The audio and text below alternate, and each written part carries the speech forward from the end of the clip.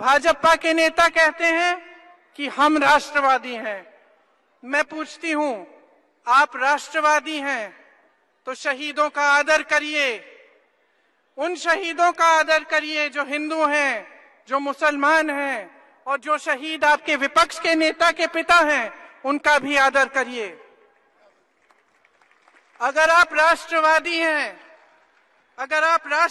हैं तो उन स्वतंत्रता सेनानियों का अपमान करना बंद करें जिन्होंने इस देश की नींव डाली, जिन्होंने अपने खून और पसीने से इस देश को आजाद किया।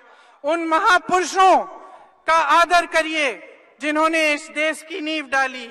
अगर आप राष्ट्रवादी हैं तो चुनाव के समय पाकिस्तान की नहीं, हिंदुस्तान की बात करिए। हिंदुस्तान के नौजवानों को बताइए आप उनके लिए क्या करने जा रहे हैं। हिंदुस्तान की महिलाओं को बताइए कि आप उनके लिए क्या करने जा रहे हैं। हिंदुस्तान के किसानों के लिए कहिए कि आपने कौन सी योजना बनाई है। गरीबों के लिए बताइए आप उनके लिए क्या करेंगे। अगर आप राष्ट्रवादी हैं तो जब देश भर से नंगे पांव हजारों की तादाद में, लाखों की तादाद में किसान आपके दरवाजे तक आए तो आप उनसे मिले क्यों नहीं? आपने उनसे उनका दर्द क्यों नहीं पूछा? अगर आप राष्ट्रवादी हैं तो जब आपके किसी साथी ने किसी महिला के खिलाफ कोई गलत बयान दिया तब आपने इस देश की तहजीब उनको क्यों नहीं सिखाई? अगर आप राष्ट्रवादी हैं तो धर्म के नाम पर जब किसी की निर्मम हत्या की गई तो उनके हत्यारों को सम्मानित करने के बजाय आपने उन परिवारों का दुख क्यों नहीं बांटा?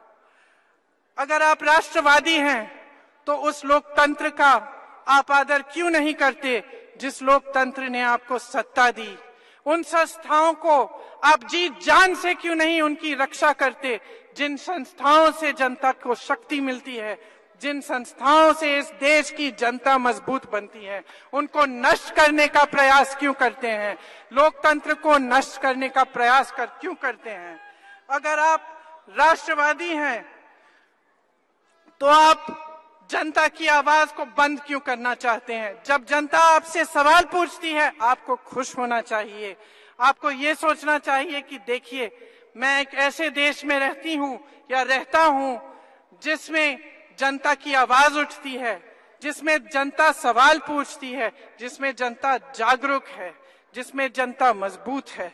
उसके बजाय आप उस आवाज को दबाना चाहते हैं और पूरे प्रयास में रहते हैं कि जनता की आवाज ना आप तक पहुंचे और ना किसी और तक पहुंचे।